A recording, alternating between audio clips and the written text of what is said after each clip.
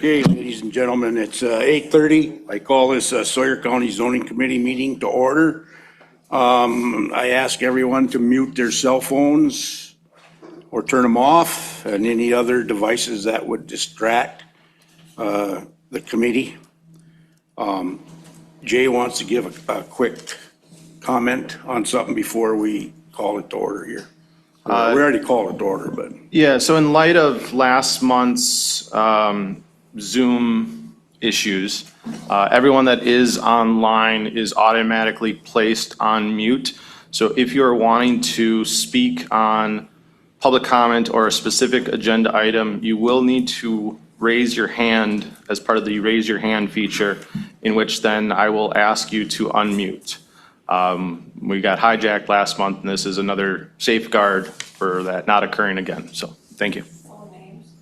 Oh, yes, and moving forward, and if you have the ability to, at this point still, I would ask that you provide your first and last name as your screen name.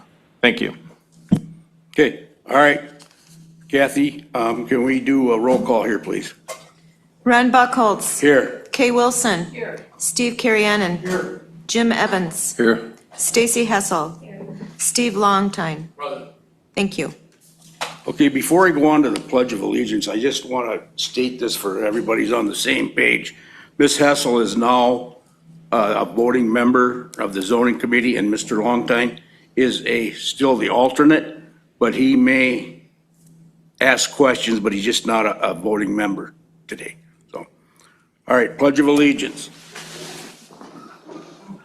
I pledge allegiance to the flag of the United States of America and to the republic for which it stands, one nation, under God, indivisible, with liberty and justice for all. Okay, statement of the committee hearing procedure and hearing notice. The full statement, committee hearing procedure document, including directions for individuals wishing to speak at a public hearing to be conducted at this zoning committee meeting, are available on the information table in the back of this room next to the agenda for today's meeting. The statement of committee hearing procedure document is hereby incorporated into the record for committee meeting. Any public hearing conducted at today's committee meeting has been published as a Class 2 notice and in accordance with Chapter 985 of the Wisconsin statutes in the Sawyer County Record, Sawyer County Gazette, and published August 5th and 12th of 2026. So, all right, I need a motion to approve the last zoning committee meeting. A motion to approve those minutes. Okay, we have a motion by Mr. Evans. Do I have a second? I'll second. A second by Mr. Kiernan to approve the previous zoning committee meeting. Any discussion? If not, all in favor say aye. Aye. All opposed? Motion carries to approve. Next, we have a request to change the agenda to move, let me see here, remove number 4 down to where number 5 is and move number 5 up to where 4 is. Yeah, so essentially do public comment Then, yes, and then closed session. then we'll do the public comment and do the closed session. So we need a motion from the committee to do that. I'll make a motion to change the agenda as stated. Okay, do we have a second? Second. Second by motion by Ms. Wilson, a second by Mr. Evans to change the agenda to what I speculate. All in favor say aye. Aye. All opposed, motion carries to move forward with that.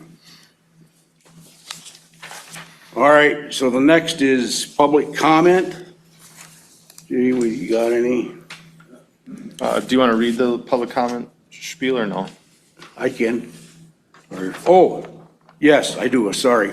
The public comment is time intended for the general public comments, not comments relating to specific applications before this committee. Each agenda item requiring public hearing will have its own public hearing conducted just prior to the application being considered by the committee. If you wish to speak on a specific agenda item, we encourage you to hold your comments until that specific public hearing. Comments should be directed to the committee as a whole and should not be directed to any individual member or staff. So, all right, Jay. That's the first one I have here is Linda Zilmer.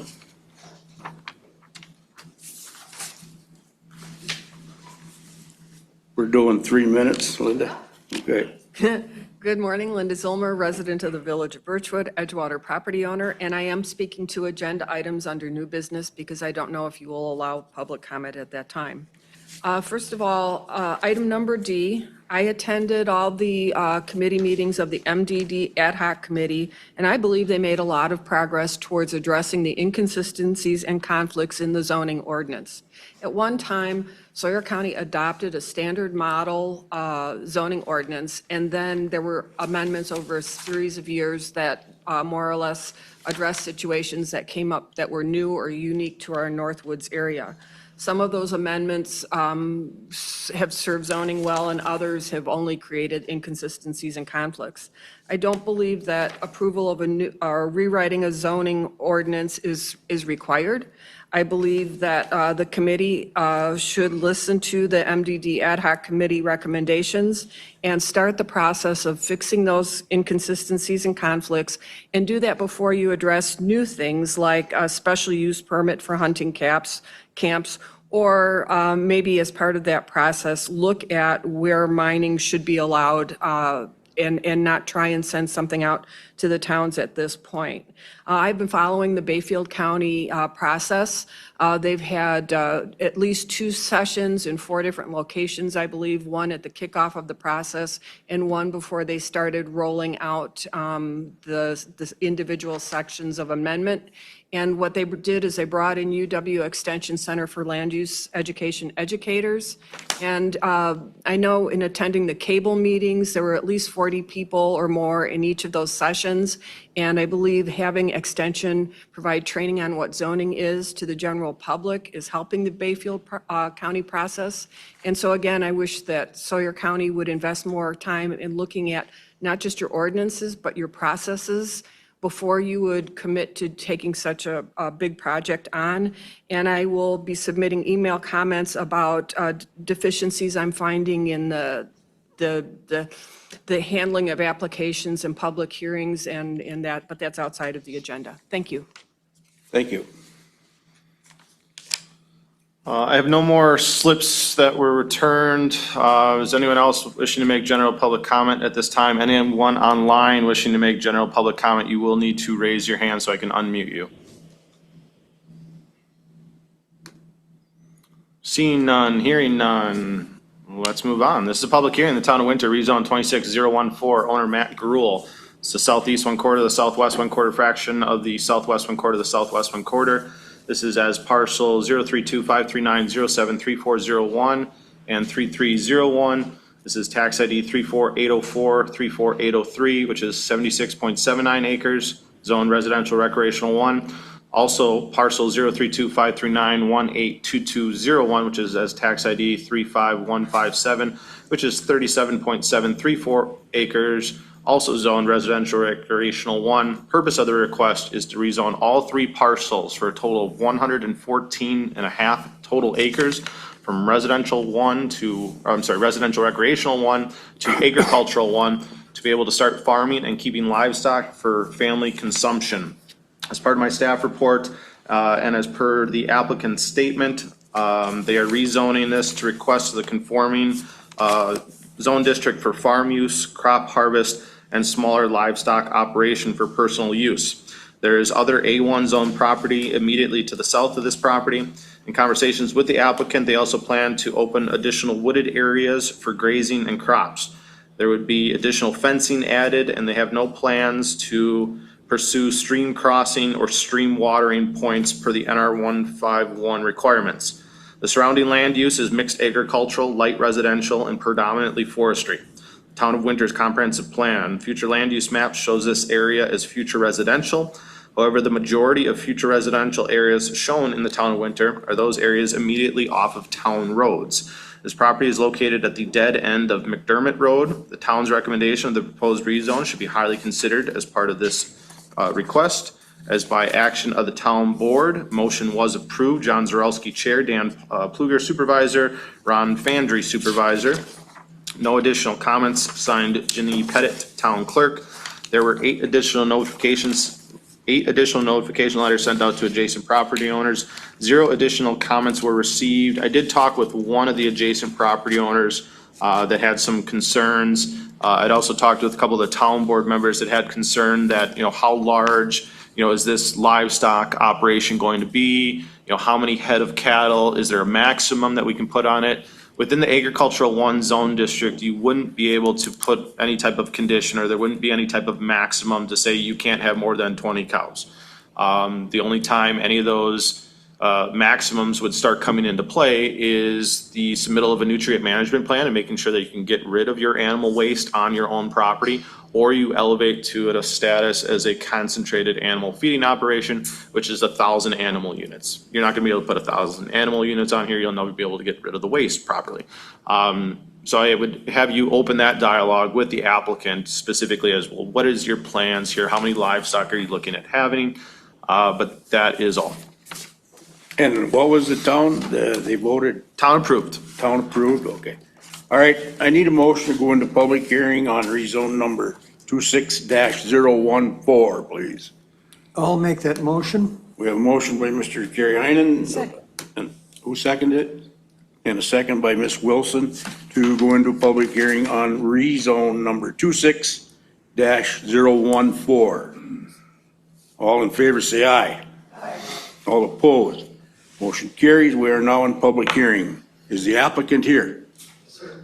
You want to come up and speak to the committee, please? State your name and address for the record. Good morning. My name is Matt Gruhl, 7169 County Road G in Winter. And I'm just looking to take our old family farm and rejuvenate it back to its original, and start producing some freezer meat for ourselves and our extended family. No commercial, nothing like that, just our own personal use. And what would you be thinking of? How many animals? Probably 50 chickens a year, a few pigs, and cows as we can afford them. Not many. Okay. Anybody else have any questions? I have one question. Go ahead, Jim. How much acreage are you looking at opening for additional pasture and or crop production? We currently have 4 2-acre fields that are opening, that are open and being used as food plots right now, but we're probably going to expand those a little bit. So if at the extreme, maybe doubling the size of each, making them 4 acres apiece eventually. And then additional outbuildings, barnyards, livestock? Again, just shelters? nothing major, but as we progress, probably livestock shelters for these isolated pastures, and that we don't have power there yet, so that's also a deciding issue. But yeah, just nothing real major as far as building goes. So Jay, would he need also a permit for if he puts up them buildings for the cattle? Yeah, if the livestock buildings and or barnyards are going to be in excess of 100 square feet, additional land use permits would be required for those prior to construction.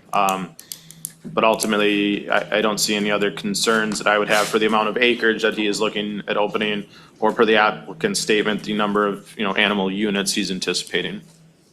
Okay, all right, Mr. Carrion. Would you have both dairy and beef cattle, perhaps? Probably not dairy, just beef. Just beef, okay, thanks. Okay, anyone else have any questions? All right, thank you. Thanks, sir. All right, does anyone out there want to speak in favor of this rezone? Anyone want to speak in opposition of this rezone? If not, I need a motion to come out of public hearing on rezone number 26-014. I'll Ms. make a Hessel? motion to come out Oh, of go ahead. public hearing. Go ahead. Yep. Make the We have a motion. motion by Mr. Evans I'll second and a that. second by Ms. Hessel to come out of public hearing on rezone number 26-014. All in favor, say aye. Aye. All opposed, motion carries. We are now out of public hearing. This is the discussion action in the town of Winter, rezone 26014, owner Matt Gruel. Legal description is previously read into record. The request is to rezone approximately 114.5 total acres from residential recreational 1 to agricultural 1 to be able to start farming and keeping in livestock for family consumption. Okay, committee, I turn it over to you.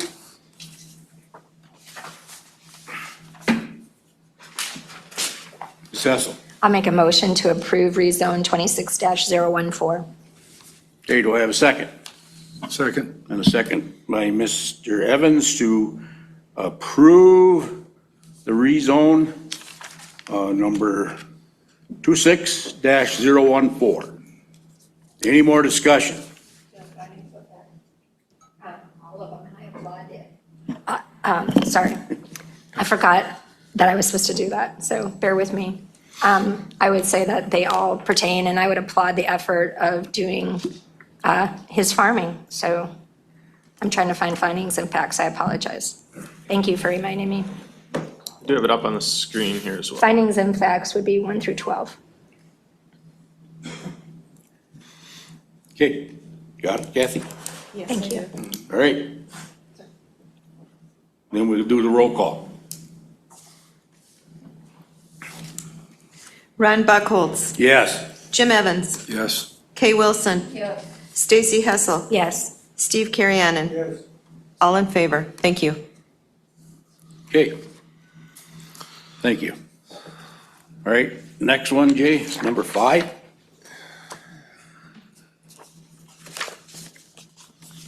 Can I get rid of my agenda?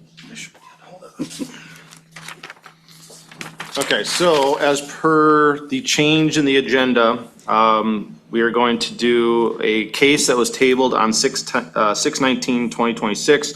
This is continuation of case prior to meeting in the town of Hunter. This is conditional use permit 26-017, owner David Tozak, part of the northeast one quarter, section 16, township 40 north, range 7 west, lot 2A of CSM number 1318. This is as tax ID 15279.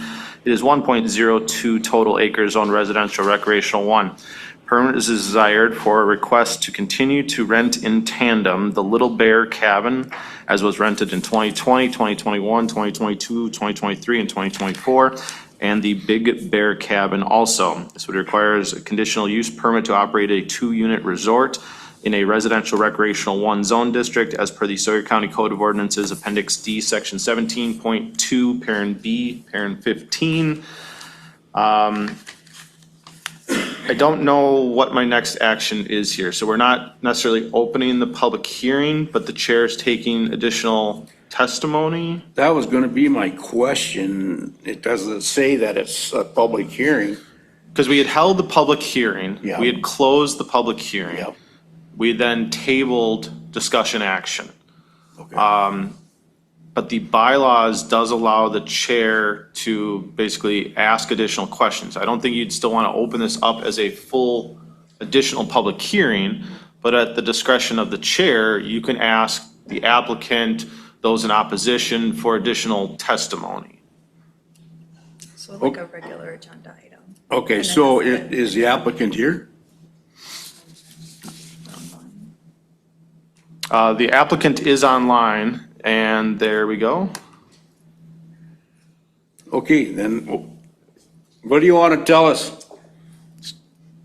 Give us your All right. name and address, please. Good morning. This is David Tochek, 11035 West Arrow Road. Before I go any further, can everyone clearly hear me? Yes, we got you. Okay, thank you.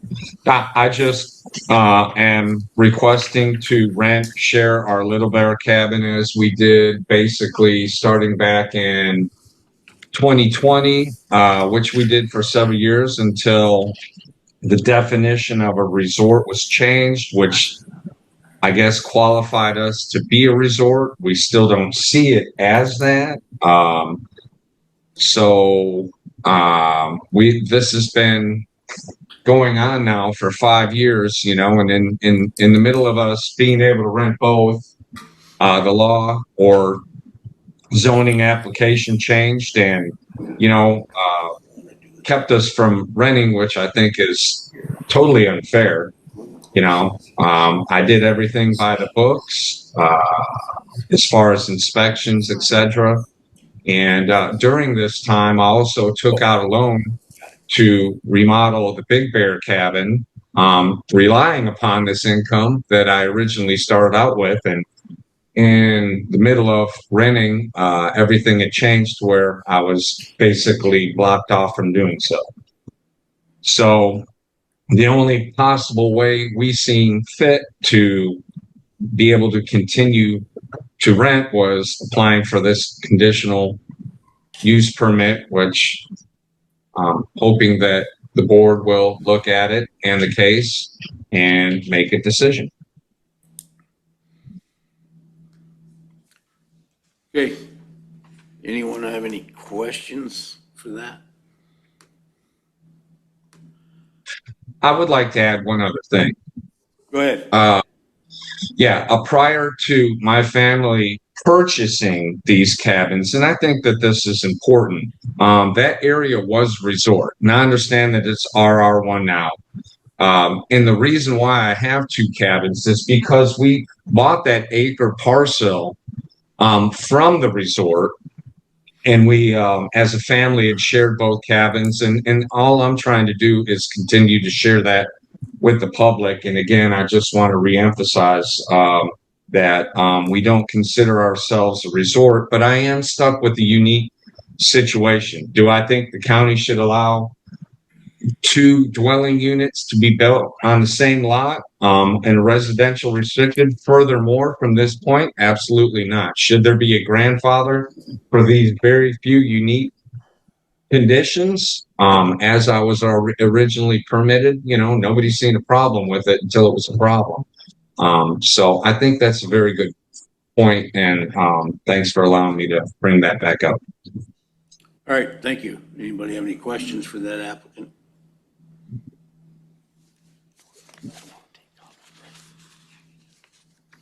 Okay, is there anyone out there would like to speak on this?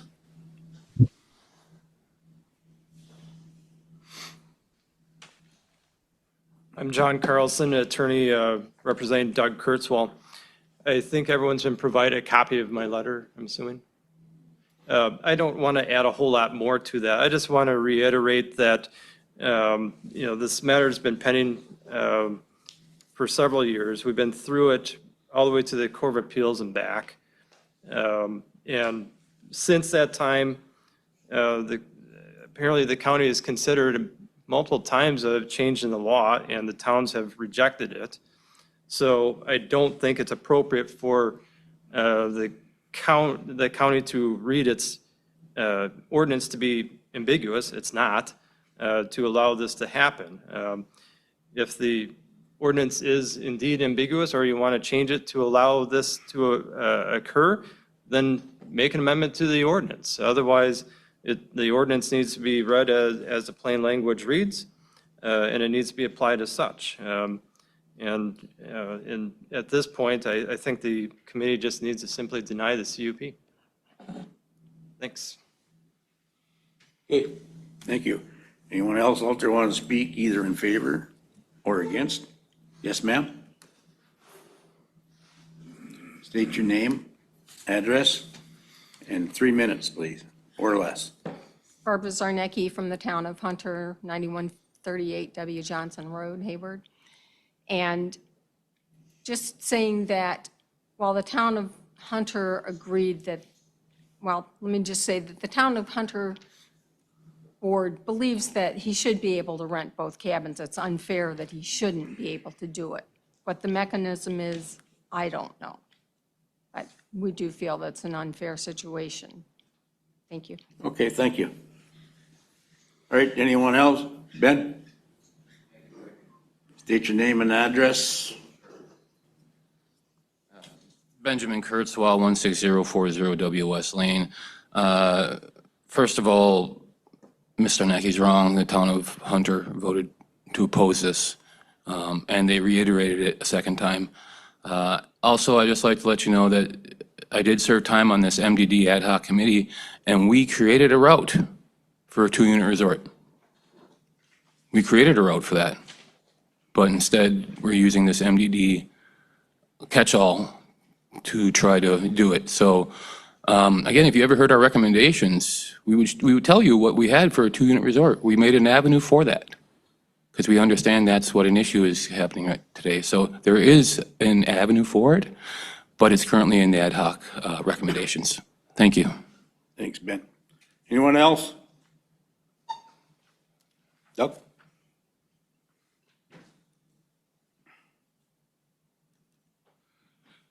Douglas Kurtzweil, 11055W Arrow Road, Hayward, Wisconsin.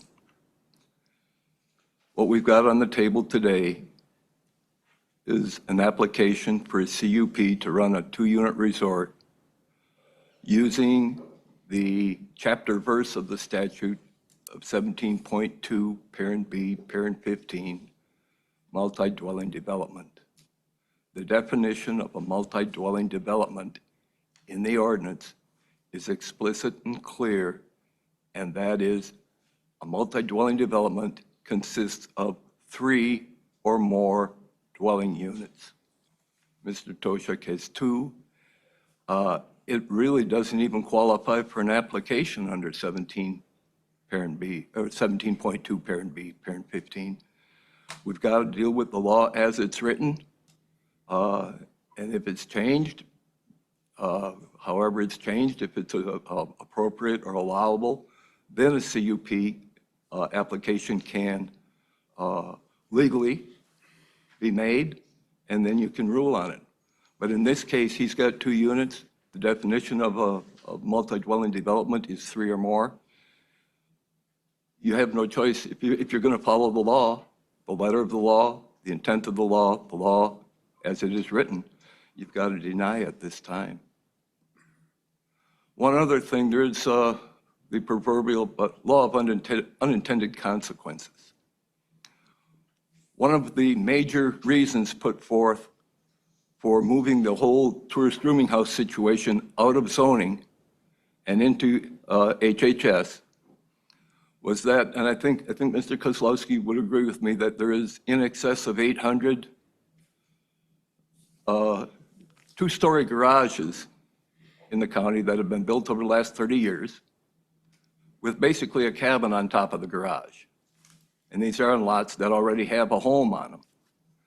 And if you open up the possibility of doing a CUP in residential district for 2 units, I expect, and this is the way it was posed at the time when they were doing the tourist rooming house situation ordinance, that this committee will be inundated with dozens, potentially hundreds, but certainly dozens of CUP apps for other people to rent 2 units in the middle of residential neighborhoods. These rental units, and again, I know state law says 1, but it's basically a 24/7 commercial operation in the middle of a residential neighborhood. And I don't know if you read the opinion letter that I submitted 2 months ago, but the cultural, social fabric of a little 8-home, 8-cabin neighborhood on Arrow Road has been torn asunder. There are people who will not even talk to each other. And the problems that I have had with this insulation when both were rented and inadvertently in violation, again, county ordinance, it's been when both were rented. Too many people, too much activity on one lot. And the app does indicate that the Little Bear Cabin was rented during 2024. It wasn't licensed in 2024. Both had inadvertently been licensed during the pendency of the prior action. And after the appellate court ruling in July of 2023, following that rental season, the licensing agent in HHS gave Mr. Troshik the option to pick which one he wants to rent, and he picked the year-round unit. And so any rental activity in the Little Bear Cabin in 2024, as he asserts, would have been done unlicensed. It continues to be occupied. It's been 6 or 7 weeks this summer with no license. Mr. Kurtzwell, you want to finish her up? Yes, and according to state HHS TRH standards, if there's any money changing hands, the unit needs to be licensed. Now, I can't confirm it, but the talk on the street is that there is money changing hands for cabin fees and utilities and firewood. So it's, you got to deny it. It's the law. Thanks. All right, anyone else out there want to speak either in favor or in opposition? Okay, if not, then we're going to go into closed session.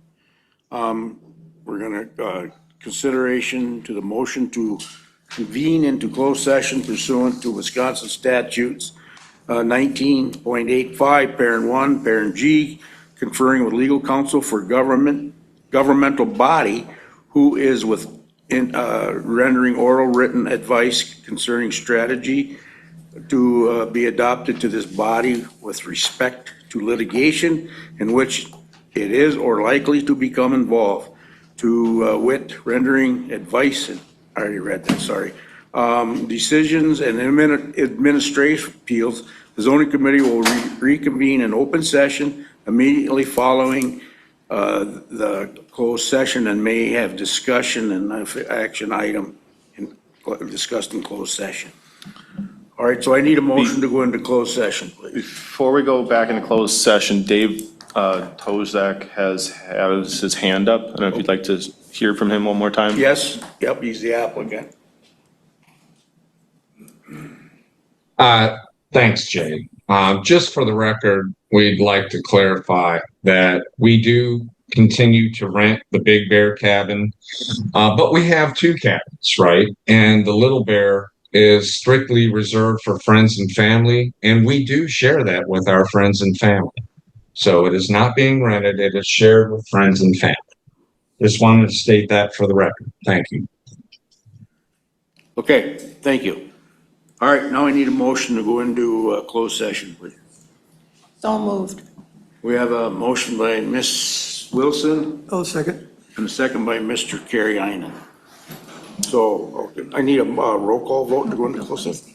Oh, sorry, Rebecca, go ahead, sorry. I just would like the record to reflect that the purpose of the closed session is read by Mr. Buckholz is, the exception is based on 19.85 sub 1 sub G, and this relates to the Tozak matter. And the county was previously involved in litigation, and we do have correspondence indicating that depending on the decision, there will be an appeal. So that is the summary of basis for closed session. Okay, all right, thank you, Rebecca. So let's do a roll call vote to go into closed session, please. Wasn't expecting that. Jim Evans. Yes. Kay Wilson. Yes. Ron Buckholz. Yes. Steve Carrianen. Yes. Stacy Hessel. Yes. All in favor. Thank you. All right, I'll be moving those online to a waiting room and pausing the recording at this point.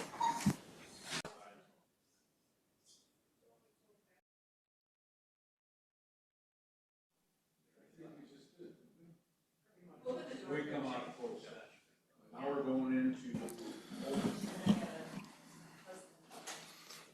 All right, we are back into open session. For those that are online, though, we are going to now take a 10-minute recess. For those board members that have been in closed session are needing a recess. Thank you.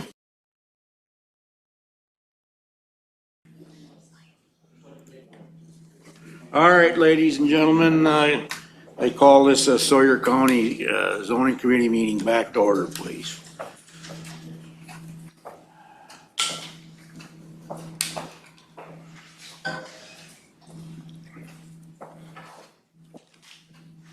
Jay, we're gonna go right down to number B for this 26-017. This is the discussion action of the postponed July 17, 2026 zoning committee meeting. I'm sorry, I'm on the wrong one. This is the discussion action, the Town of Hunter conditional use permit number 26-017, owner David Tozak. Legal description is previously read into record. This request is for conditional use permit to operate a 2-unit resort within the residential recreational 1 zone district as per the Sawyer County Code of Ordinances, Appendix D, Section 17.2, Parent B, Parent 15. Okay. All right, committee, we'll turn it over to you for discussion and action. Mr. Evans. I'd like to make a motion to approve the request as set forth in the application based on the legal analysis as discussed within closed session. The ambiguity of the ordinances relating to multi-dwelling development, resort cabins, and the prior circuit court decision that resulted in a default judgment. Okay, we have a motion by Mr. Evans. Do I have a second? I'll second that. And a second by Ms. Hessel to approve the CUP number 26-017. And you got your findings of facts? Yes, go ahead. Yes. Well, first, let me speak to this, and then if there's other committee questions and discussion, we can certainly do that. So, the purpose of the closed session is to confer with legal counsel, as set forth in the statutes. And while that information is confidential, I think it's appropriate to render some comments as to the motion, given that, it's been stated that there will be an appeal depending on what committee action is. So this case has a very long and complicated history. There has been discussion today, discussion at the amendments that were sent to the towns for, again, amendments of the ordinances on multiple occasions, discussion at the ad hoc committee of what all of these definitions within your ordinances mean. In looking at the ordinances, there are multiple, I'm sorry? Yeah, I'll get to that. So, we base our decision, or you base your decision on the applicable law. In looking at the ordinances, we have multiple definitions of multi-dwelling development within the ordinances. You start at the actual definition itself, which is, sorry. Do you want to pull it? I don't know if you want to pull it up, Jay. It's in the, okay, so I'm just doing it by the, thank you. Definition, this is in what's in the cup. Okay. So in the definition section, which is part of your ordinance, it says development, regardless of the form of ownership consisting of 3 or more dwelling units, condominium, resort, hotel or motel units, or other unit structures intended for residential or long or short-term rental uses, all of which are to be located on the same lot. A key term there is the very first word, which is development. We can look to plain meanings because of the ambiguities we are going to talk about within the ordinances and has been talked about previously. So we've got that word development. The question is this a new development? Second question, or second issue, is when we're looking at the definition of multi-dwelling development, you have multiple options, regardless of the form of ownership consisting of 3 or more dwelling units, condominium, resort. Those are separate from the 3 or more units. And that is actually, I'm sorry, condominium, resort, hotel, or motel. In reading this as it's been interpreted, you have to have 3 or more to have a condominium. You have to have 3 or more to have a resort. We can't limit what a condominium is to 3 or more. That's not an available option under the law. So it is a reasonable interpretation of this ordinance that the consisting of 3 or more dwelling units applies to dwelling units and not resort, condominium, hotel, motel. So that's one ambiguity. Then we get to the definition of resort that you have in your ordinances. That is defined as a resort for profit business holding a seller's permit and licensed by the Wisconsin Department of Health and Family Services. I'll just pause there. That state agency does not exist.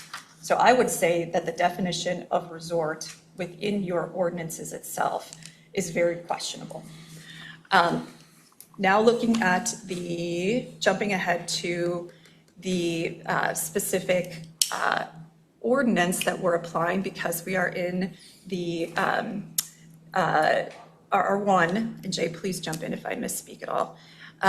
So here we have multi-dwelling development as a conditional use, which says a new condominium, hotel, motel, or resort, or other development, which is the same general scale and character. Again, this is a definition than what's in the definition section. That creates an ambiguity. You have the term new, which is in bold, which, as Jay knows, when we talk about definitions, we don't put things in bold or underscore or in all caps. But given the underlying ambiguity, I think there was an intent to focus on the word new. So in this application, we've heard testimony that this had existed previously, and the fact that the Tilziks were renting both cabins was the genesis for the previous administrative decision that went to the Board of Appeals, that went to Circuit Court, that went to the Court of Appeals, and then back down, in which there is a default judgment. So I think, Mr. Evans, as part of your motion, you referenced that prior Circuit Court decision.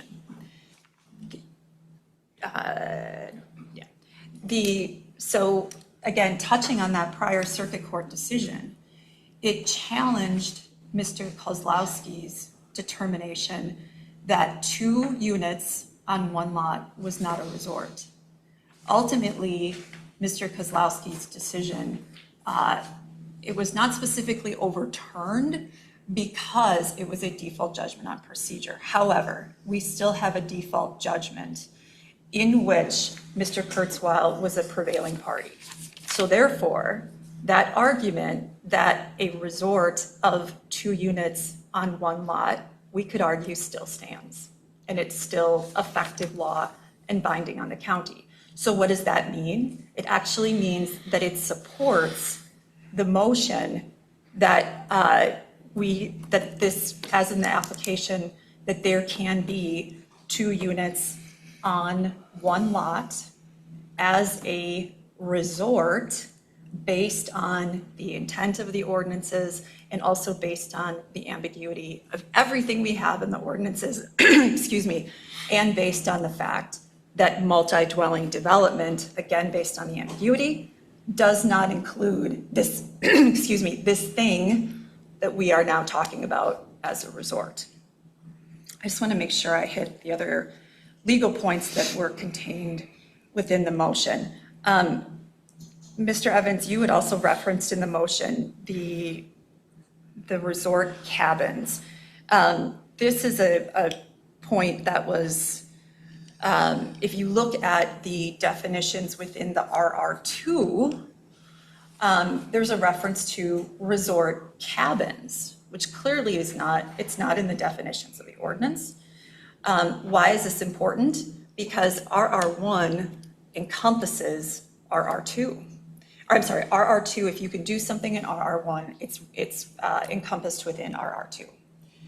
But now we're using different terminology in RR2. Again, not binding on this decision, but I think it underscores the ambiguity that's set forth in your ordinances. And to that point, I think the county recognizes that there is ambiguity in the ordinances. And that is why this committee and the board has attempted to amend the ordinances multiple times. Those failed, even with significant input from the public, from other stakeholders. Then there was other attempts to convene, which that was your ad hoc committee. Ad hoc committee met, did its work, set forth recommendations according to what was directed at ad hoc. Those were given to me. I completed the legal review. There's legal concerns. Those went to Jay. They were distributed. And now the question remains as to what to do with those. Those are, you may take those into consideration, but they are not the law. And what I'm telling you is what my legal interpretation is of your ordinances. And so let me just make sure I hit, based on my notes, of all of the other elements of the motion. I think that I'm happy to answer any other questions, thank you, that you may have with respect to the motion, the issues, the arguments that have been made within public comment. And again, this is a very difficult decision based on clearly the ordinances. And I think this underscores the fact that the county absolutely needs a comprehensive rewrite of the zoning ordinance. So again, the ambiguity and the legal ramifications of the definitions and the terms of the ordinance, the procedural posture, procedural history, and the facts at hand. So anyone have any other questions?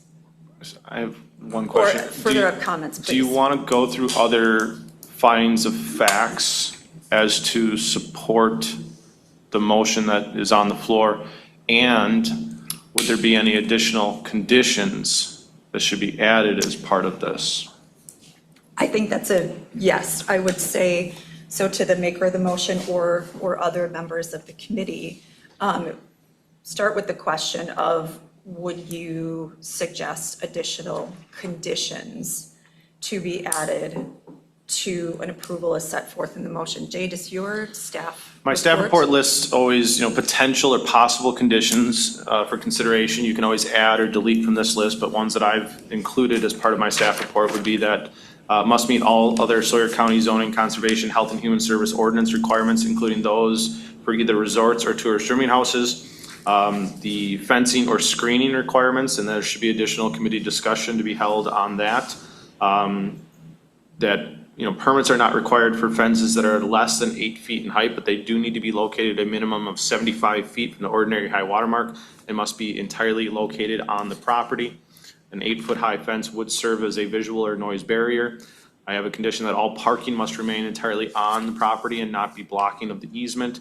That the conditional use permit goes with the property, and they must follow all other federal, state, county, and town laws. Okay. All right, committee. Need some more discussion on this? Well, it's up to the motion maker if you want to add any of those conditions. And if I could interrupt too, as we lead into the discussion of the possible conditions, and this is we've done this in other meetings, but I think it's important for the record, and just to reiterate some of the legal points and without breaching the client confidentiality of closed session again, just for so there's a thorough understanding of what this committee's decision is.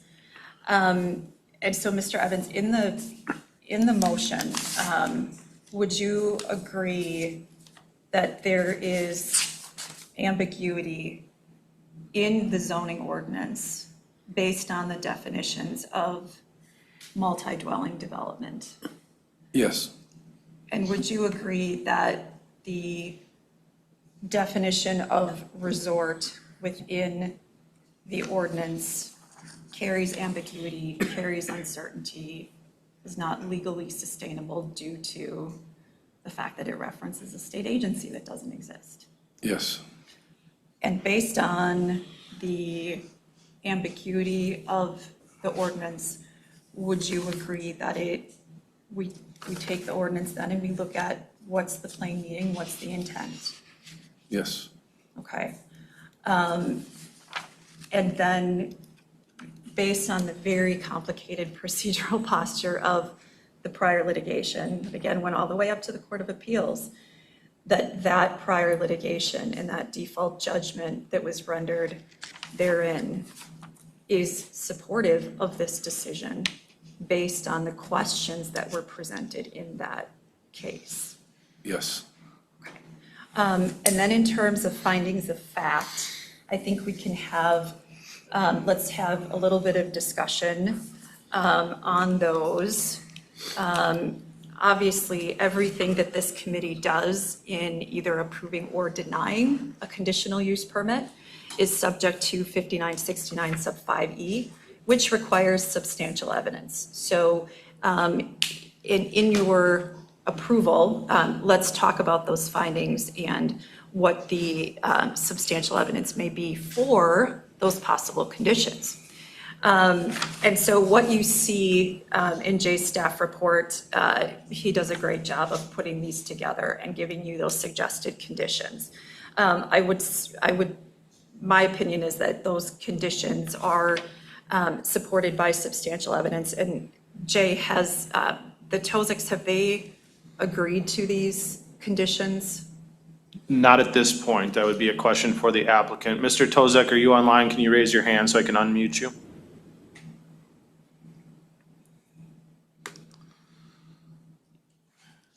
Mr. Tozek, do you see the list of potential conditions up on your screen as previously read into record? Would you, as the applicant, be agreeable to those said conditions? Right. Absolutely. The one question we have is concerning adjacent neighbors. For instance, if there's a neighbor that is adjacent to us that does not desire to have a fence put up, could that be an option? It certainly could. I guess I would ask the motion maker to structure a condition in such a way that if an adjacent property owner submitted in writing that they would not want a fence along their perimeter boundary, that would not be a condition that would need to be met. Right. Yeah. Under that condition, I think everything looks okay to us. And I would just suggest that condition be structured as, a good faith commitment by the applicant, Mr. Tozek, to work with your adjoining neighbors for what, if you can find a mutual agreement as to what a proper fence or other proper buffering would be, but that the any adjacent property owner sign off is not required. That ultimately the decision is with Mr. Tozek to comply with this condition. That's fine. Okay, just again to clarify. All right, so Mr. Tozek, you have a copy of those proposed conditions. Committee, any other proposed conditions that you would like to add to the conditional use permit that you have the motion on the floor to approve? From my perspective, number 5 is key, that must follow all other state, federal, county, and town laws. That includes your county short-term rental tourist rooming house ordinance. Yes, and that is, thank you, Ms. Wilson. That is particularly called out in number 1. That number 5 also includes compliance with all DAC cap requirements for a tourist rooming house / short-term rental.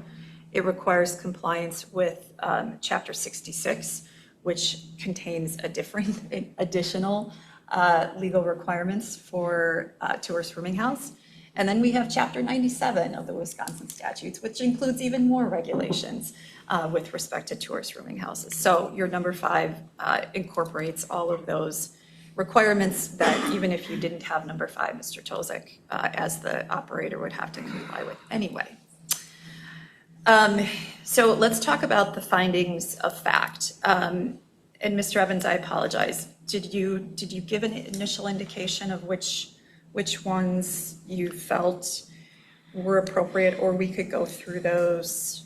Provide healthy surroundings for family life, promote the efficient and economical use of public funds. Which number is that? 13 and 14. Mm-hmm. For now. 14, I don't think would. Yeah, we're not using public funds, so I'm not sure. Oh, wait. Well, to that point, though, certainly a consideration is potential litigation. And obviously, it costs the county a significant amount of money when there is litigation. And so I think you always have a duty to make a decision that is within your statutory authority. And it's my job to explain options and issues and risks and benefits to you. And it's my job to help you make the best decision possible, but ultimately it is your decision. In that decision and part of that risk analysis, it does go to the economics of public funds and whether there is going to be litigation thereafter. So I think 14 would be appropriate. Would you consider number 3 protect? Yeah, and that was going to be my next. Encourage uses of land and other natural resources which are in accordance with their character and adaptability. I think that, and again, Mr. Evans, as the maker of the motion or other committee members, please either agree or not agree with me.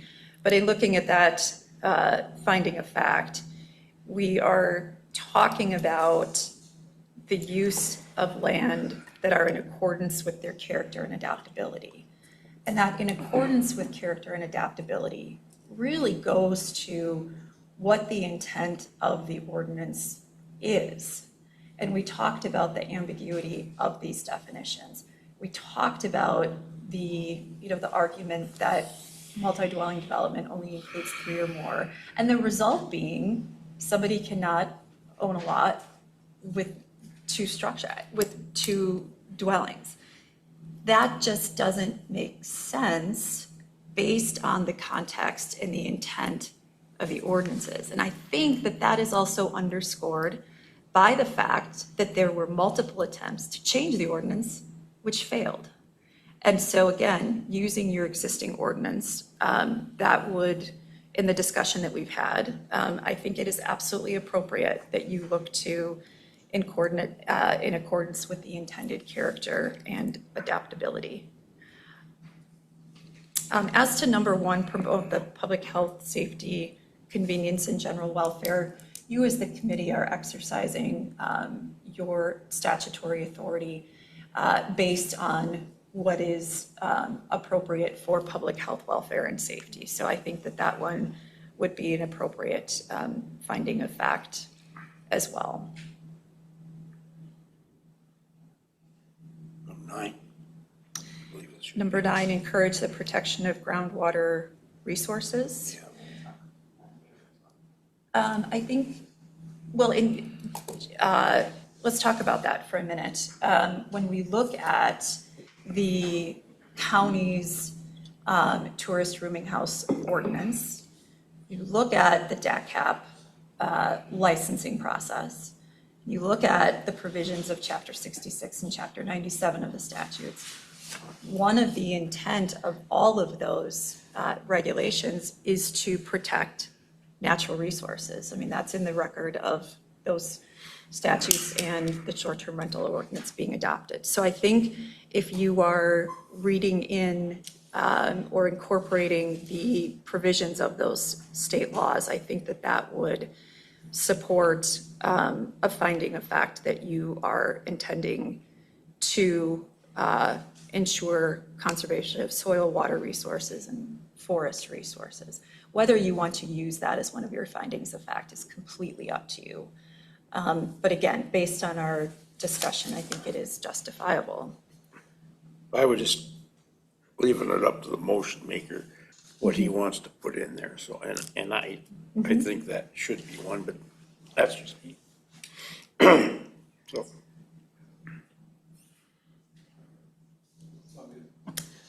Want me to finalize this motion? Could I ask one more? So Certainly. And I apologize, I don't mean to interrupt, but here I go interrupting.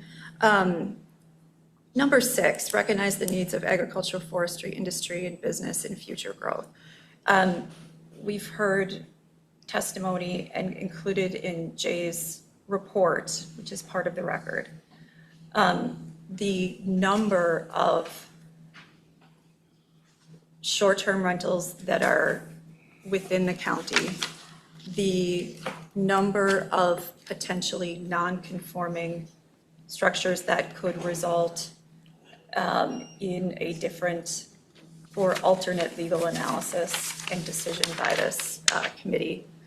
So I think that the fact that, you know, if the committee puts an emphasis on the tourist nature of the Sawyer County economy and how important tourism is to the Sawyer County economy and the community as a whole, if you were to agree with that, I would say that number 6, in business and future growth would also be appropriate. That's I absolutely don't mean to put words in your mouth, but I know that the tourism component and the economic component of this decision has been discussed previously. Okay. Then I'm going to repeat the motion and then I'll go through the whole thing. I'm going to make a motion to approve the CUP as set forth in the application based on the legal analysis as discussed within closed session, the ambiguity of the ordinances relating to multi-dwelling development, resort cabins, and the prior circuit court decision that resulted in a default judgment. I will add conditions to that, and those conditions, I'll read them out. 1, must meet all other Sawyer County zoning and conservation and health and human service ordinance requirements, including those for either resorts or tourist rooming houses. Number 2, fencing or screening requirements. Please note that no permits are required for fences less than 8 feet in height, but must be located at a minimum of 75 feet from high water mark and located entirely on subject property. An 8-foot high fence would serve as a visual and noise barrier, and if you would commit to working with your neighbors in terms of the fencing requirements. Number 3, all parking must remain entirely on property. Number 4, the CUP goes with the property. And number 5, it must follow all other federal, state, county, and town laws. For my finding of facts, I'll use number 1, to promote the public health, safety, convenience, and general welfare. Number 3, protect property values and the property tax base. Number 6, recognize the needs of agriculture, forestry, industry, and business in future growth. 7, encourage uses of land and other natural resources which are in accordance with their character and adaptability. Number 9, encourage the protection of groundwater resources. Number 13, provide healthy surroundings for family life. And finally, number 14, promote the efficient and economical use of public funds. Okay. Well, that would serve as an amendment to your original motion? Correct. I'll second. Okay, we have a motion by Mr. Evans and a second by Ms. Hessel to approve CUP number 26-017 with the finding of facts presented in the record. So is there any more discussion? If not, Kathy, let's have a roll call, please. Kay Wilson. Yes. Stacy Hessel. Yes. Jim Evans. Yes. Steve Carriennen. Yes. Ron Buckholz. Yes. All in favor. Thank you.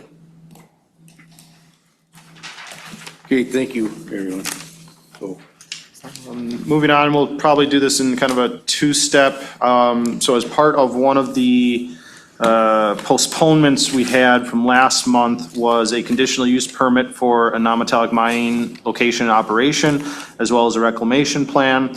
That was postponed due to the applicant still seeking ratification of a zone district change.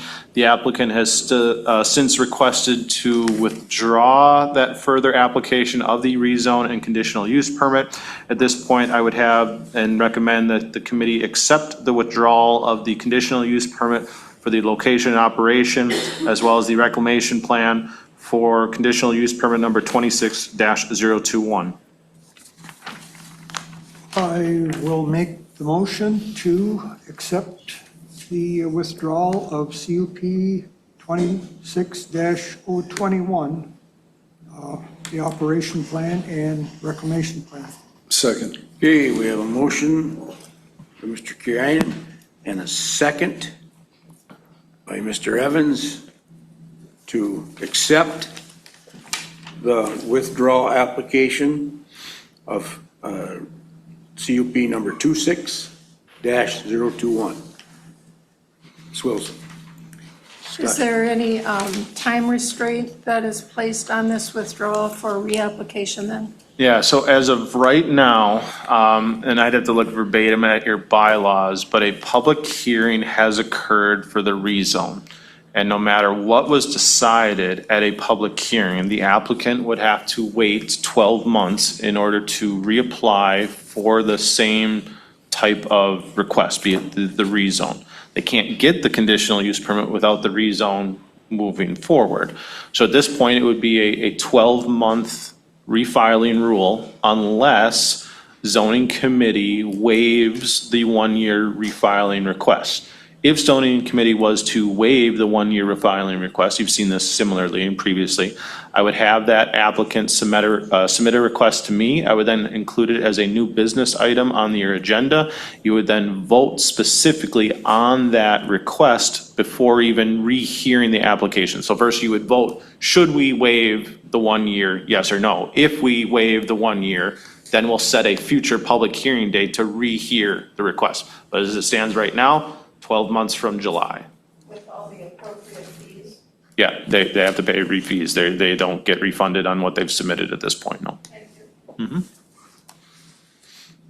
Okay, we did the roll call, right? No, you did a motion and a second, that was part of the discussion. All right. So any more discussion on it? If not, Kathy, we need to do a roll call. Ron Buckholz. Yes. Kay Wilson. Yes. Jim Evans. Yes. Stacy Hessel. Yes. Steve Carriennen. All in favor. Thank you. This is a public hearing in the town of Meteor for final plat map of Deer Lake Shores subdivision. Owner Secluded Investment Property LLC, NW3P LLC, and Josh Gajewski, I'm sorry. Tax ID 45780. This is 20.76 total acres zoned residential recreational 1. Deer Lake Shores is a proposed 13-lot subdivision. This requires zoning committee acceptance, conditional acceptance, or rejection. As part of my staff report on this one, I guess the staff report attachment maybe didn't make it on there. But as part of the staff report, again, this is a final plat. The zoning administrator as well as the Sawyer County surveyor have conditionally approved the final plat. The final plat had added conditions as specified by the town of Meteor. I believe those were added as part of the prelim and were completed as part of the final proposal. The Sawyer County Zoning Committee approved the preliminary plat with the conditions as stated by the town previously. Those conditions were to combine lots 7 and 8 from CSM number 8996 with Lot 13 of the plat, a written agreement for a septic system easement for Lot 1 as part of CSM 8967, and that 4 shared driveways for 8 lots accessed off of Deer Lake Road. This third condition would be at the discretion of the town, and the town may have changed this condition. These conditions are to be met as part of the final plat submittal. The Sawyer County Zoning Committee may do the following: approve the plat, conditionally approve the plat, table the decision pending additional information, or reject the plat due to unsuitable land use and afford the subdivider an opportunity to present additional evidence as such for suitability. By action of the town board, motion was approved. Dale Olson, Chair, Zachary White, Supervisor, Ellen Welling, Supervisor. I don't see any additional comments as listed as part of the final plat procedures. There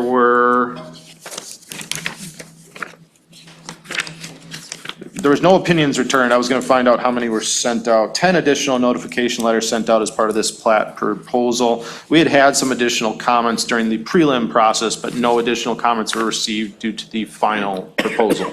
That is all. Okay, all right, I need a motion to go into public hearing in the Town of Meteor final plat map for Deer Lake Shore subdivision. I'll make that motion. We have a motion by Mr. Evans. Do I have a second? Second. A second by Ms. Wilson to go into public hearing on the final plat map for Deer Lake Shore subdivision. All in favor, say aye. Aye. All opposed, motion carries. We are now in public hearing. Is anybody here to speak on this? Not? Dale, you have anything you want to put on it? I don't think so, Mr. Chairman. You have our statements in front of you, and we were off to a very rough start with this development, and hopefully it gets better. If not, if the conditions aren't met, I would probably come back and recommend that the entire plat be thrown out. Okay. All right, thank you. Anyone else out there want to speak? In favor. I have a question for the chair of the town meter, if I may. Did you guys change the driveway conditions, or are they still having the 4 shared driveways? I thought I heard some discussion from your planning committee chair that you went down to 3 on the shared driveways. Is that accurate or not? I guess it's up to you to call them. Yeah, Dale, you can talk to that, yes. Yeah, we did drop that down with the shared driveways instead of, for those parcels that are going to access off of Deer Lake Road, as you can see there, we wanted each one of the 2 parcels to have a shared driveway. One is existing. Okay, thank you. Okay. All right, anyone out there want to speak in opposition? If not, need a motion to come out of public hearing on the final plat map for Deer Lake Shore subdivision, please. I'll make that motion. We have a motion by Mr. Evans. Second. Second by Ms. Wilson to come out of public hearing on Deer Lake Shores subdivision. All in favor, say aye. Aye. All opposed? Motion carries to come out of public hearing. Now, we turn it over to the committee for discussion action.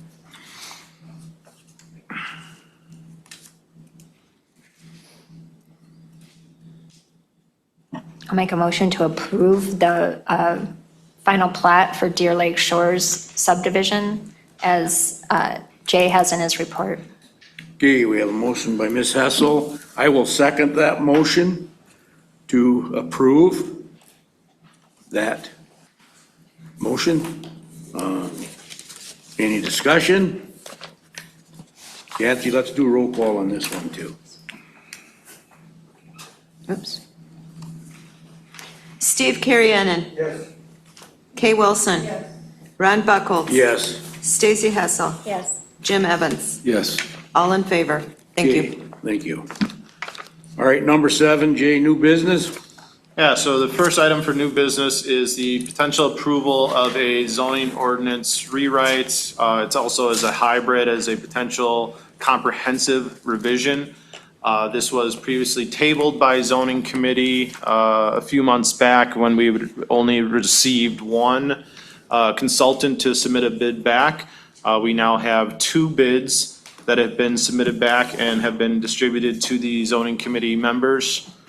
We've talked at length about, some of the inconsistencies within the ordinance. We've talked about, that change, albeit difficult, is occurring within this county, and the ordinances need to be either solidified black and white to have those changes identified and a clear direction of which way Sawyer County wants to go on these aspects.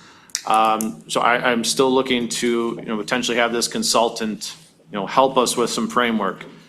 Is some of the stuff dealing with multi-dwelling development? Yes. Is it all dealing with multi-dwelling development? No, there are other inconsistencies. There are other changes that are occurring within this county, within this region, within this state, within this country that need to be solidified and addressed one way or another within zoning ordinances, and they're not there right now. I've attempted to make some, what I think are common sense changes. Those generally don't go well for whatever reason. That's why we've really looked for outside consultants to help us facilitate this request. Again, you have 2 proposals in front of you. I don't want to make any additional comments or recommendations. That is up to you as the committee members to either accept a proposal from one of the consultants or to deny the request for these consultants, and then further make a motion that you feel that we don't need to do an ordinance rewrite or revision. All right, committee, go ahead, Mr. Karianen. A question on this. Is this something that the committee could possibly discuss in closed session at a future date? Yes. Now, I do have, a time frame structure as included in the request for proposal.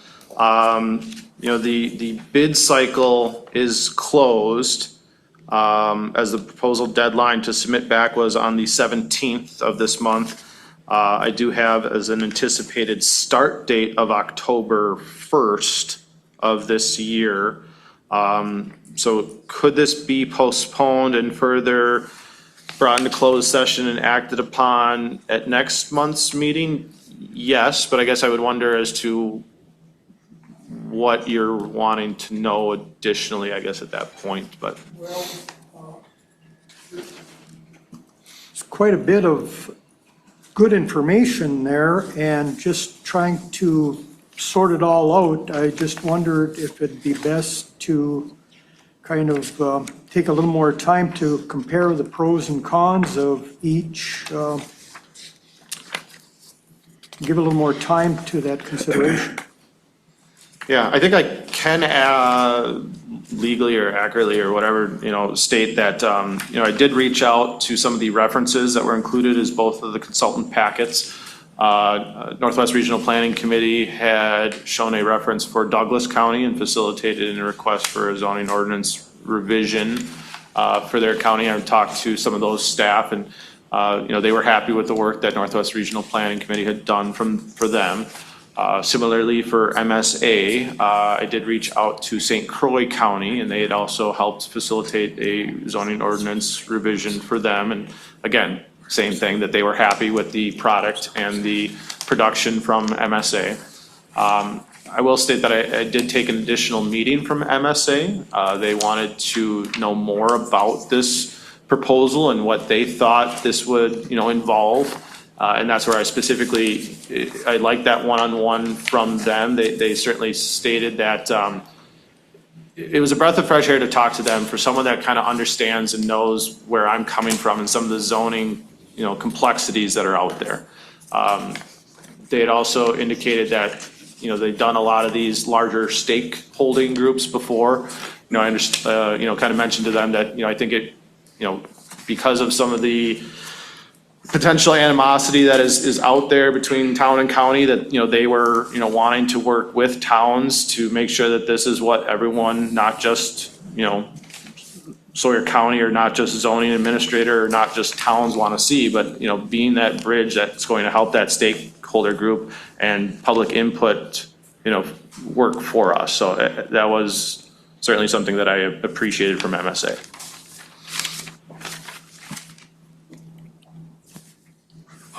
Go ahead. I don't know who had your light on. Go ahead, Steve. Hey, Jay, I just have a question.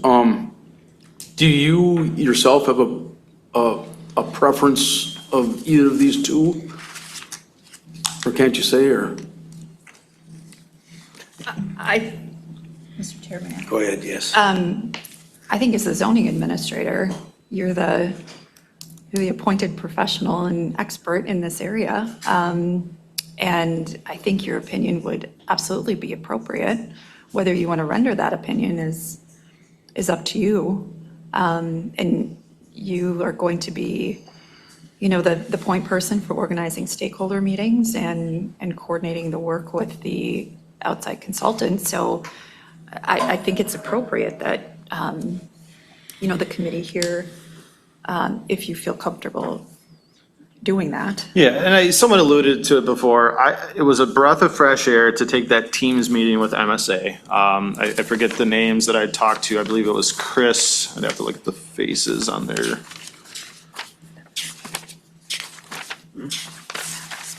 I talked with Chris and Claire from MSA on a Teams meeting, and again, it was refreshing to have that interaction with someone that understood what I'm going through and why, there's gray areas in the ordinance, and, them understanding, well, yeah, that presents an issue for you when, you're trying to properly administer ordinances. And yeah, we see this all over from other counties. Sawyer County is not unique in wanting to do these zoning ordinances revisions or comprehensive rewrites. Bayfield County is undergoing one. Douglas has in the past. Like I said, St. Croix County has undergone it. There's a lot of counties that are eyeing this up as development changes are occurring.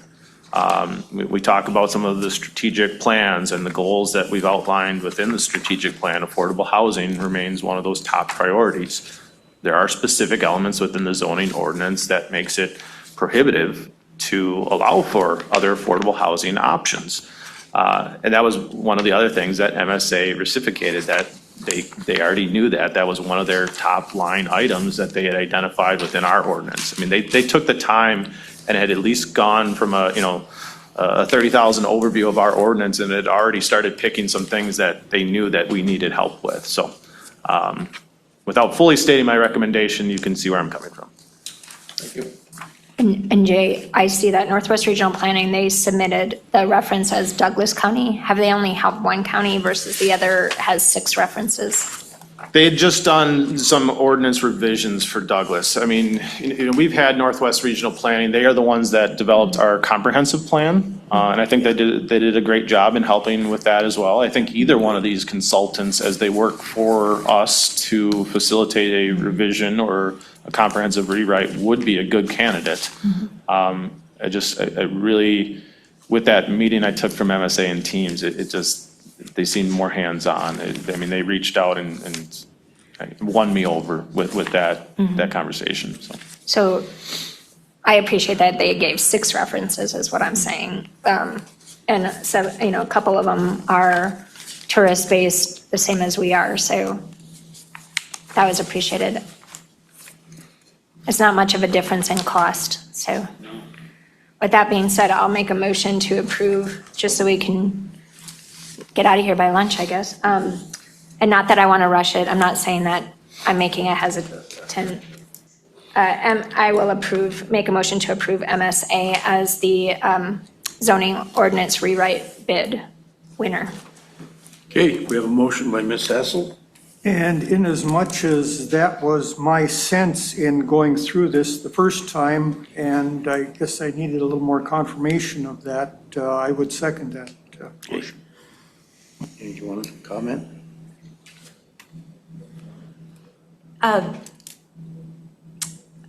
In appreciation of time as well. I will just say that, Andy Phillips and I, as general counsel for WCA, we assist a lot of counties in their comprehensive rewrite process at different stages. And I think that it can be a very daunting task, particularly when you've got, the code that you have in front of you. And so while it can be a daunting process, the fact that you have a quality consultant, you have a professional zoning administrator, you've got lots of people in the community who will be able to provide feedback. You can have stakeholder meetings, you can have input, and you can really get from A to B and develop an ordinance that reflects what the county wants it to reflect. So just with that, I wanted to give that 2 cents. Fine, that's fine. So we have a motion by Ms. Hessel, did you second that, Steve? Yes. A second by Steve to approve their rewrite bid proposal with MSA, right? Okay, so any more discussion on that? If not, let's do a roll call, Kathy. It's just better that way. And it's documented. Kay Wilson. Yes. Ron Buckholz. Yes. Jim Evans. Yes. Stacy Hessel. Yes. Steve Carrianen. Yes. All in favor. Thank you. Thank you. All right, moving on. We had this new business item last month. This is for a request to look at non-metallic mining in Industrial 1 zone districts only. This request was provided by Ginny Chabak as far as, potentially looking at whether it's only allowing non-metallic mining in an industrial zone district, or even to an extent looking at our current requirements and conditions for non-metallic mining and potentially making additional changes in there. Now, I think that's certainly something that could be also included with the comprehensive rewrite and or zoning ordinance revisions that you just approved. But it's certainly something to look at. We are seeing quite a bit of uptick on, I guess, conflicting land uses as it relates to non-metallic mining, specifically within the town of Round Lake. They are undergoing a more in-depth and complicated process, but it is something that still merits consideration for this committee, and whether or not we want to, fast track any of those potential revisions within our own ordinance, or potentially look at Industrial 1 zone districts only for non-metallic mining. I would end up, having it, the chair end up, bringing Ginny back to further discuss some of the concerns I would have. And we talked about these last month, and then they were also reciprocated by Andy Phillips, your legal counsel for last month, that if you're only allowing non-metallic mining in an industrial zone district, how are existing mines going to be able to rezone into that? What if someone wants to open a new mine? They're having to rezone to an Industrial 1 zone district. Is that going to be viewed as spot zoning? Are they even going to be able to get into an industrial zone district? And then my other concern is what happens after the life of the mine? What happens 30, 40, 50 years down the road? That property would still remain industrially zoned. Would you want to have other industrial uses occur in that now reclaimed mine site? Those are my concerns for just arbitrarily saying, yep, we want all mining in Industrial 1 zone districts. I think there's a better framework to go into our general zoning ordinance and put in either larger buffering from adjacent properties, larger setback distances for asphalt plants or for crushing plants. Those are my 2 cents, but I would turn it back over to the chair to see if they want any additional comments. Yeah, Ms. Chabak, you can come up and speak to the committee. And Ginny did submit a handout that you have in front of you as well. Good morning still, I think. Yeah, good morning. Okay, yeah, hopefully I've had a chance to take a look at the handout. So the main issue here, what is the problem we're trying to solve?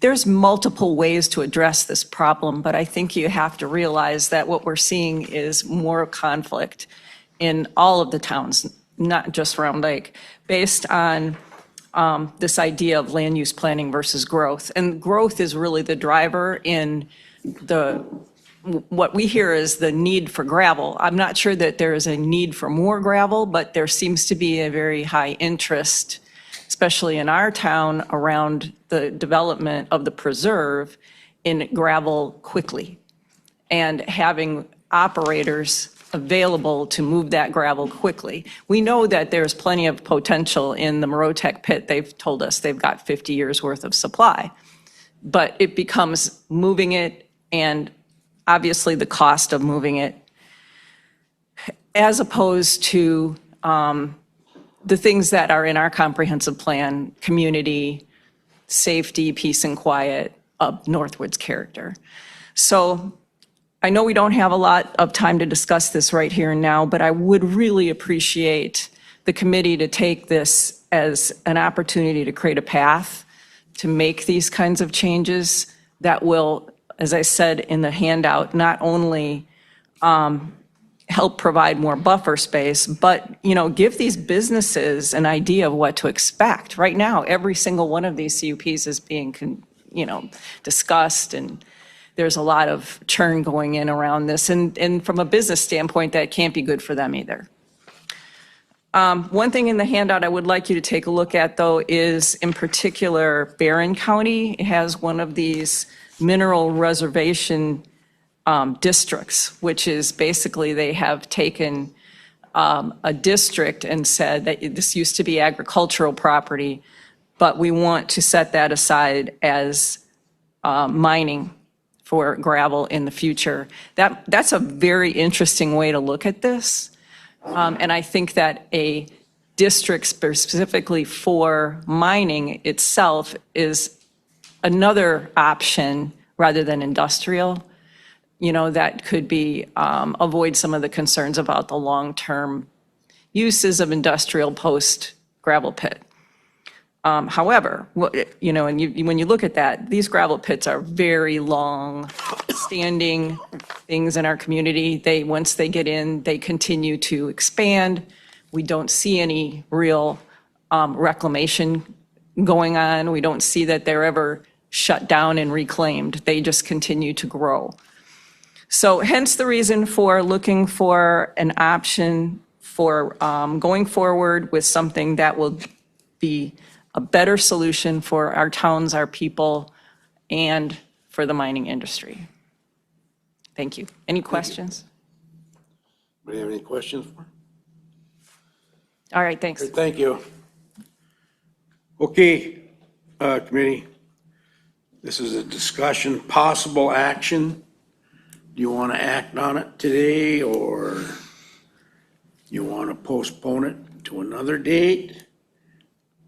Your actions would ultimately be, do you want to task the zoning administrator to, to look at, some of these elements? But I would need some clear direction from this committee as to what you're wanting to do. Are you wanting to look at specific zone districts that would or wouldn't allow non-metallic mining? Do you want to look at an overlay district such as mineral reservation district? We don't have that district right now. If we add that district, you're probably looking more at like a comprehensive revision as part of the consulting group. And yeah, it's going to take a couple of years before it gets there, but that is an option you have. Your other option would be looking at the specifics that are in the Sawyer County ordinance as it relates to non-metallic mining, where again, you can put additional setbacks, other limitations that would hopefully curb some of the conflicting land use issues that we are seeing more commonly. So I would need some direction from this committee as what pathway or what information do you want me to procure for you? I don't want to just take this and go with it. I need some direction. So. Jay, we've had discussions with this, you and me, and I know what Ms. Chabot's doing is fine, but I think at this time, we just got too much stuff out there and out of it to start looking at something different. I mean, we've got other things to do, to look at before we look at this industrial one zone district thing. Go ahead, Ms. Hessel. I guess I would make a motion to table it for more information provided by Jay. We just approved a proposal for zoning ordinance revision, so maybe that's an option that we table it and we continue to the discussion of what's best for Sawyer County. Okay. Yeah, getting back to your motion, we want to postpone it, not table it. I'll make a motion to Put a postpone date it on it. Next zoning, okay. for the next zoning meeting. Is that, Is that enough, Jay? Yeah, but I guess I still need direction as to, okay, so you're postponing it, what are you wanting to see? I mean, we won't have the consultant onboarded yet by then. If you want some direction or information from the consultant, you'd probably want to, put it out, quite a ways. Otherwise, what I can do is, we can, take 5-10 minutes and, highlight what the current zoning ordinance states for, these setback parameters, buffering parameters. Further look at, Ginny had talked about, the reclamation, that, reclamation isn't occurring. We can adjust our fees. Right now, we charge for open acres on a non-metallic mining operation, and our fees are low. And we can up those fees so it's not as counterintuitive or price prohibitive that, we're gonna tack a big fee on you if you have this open area.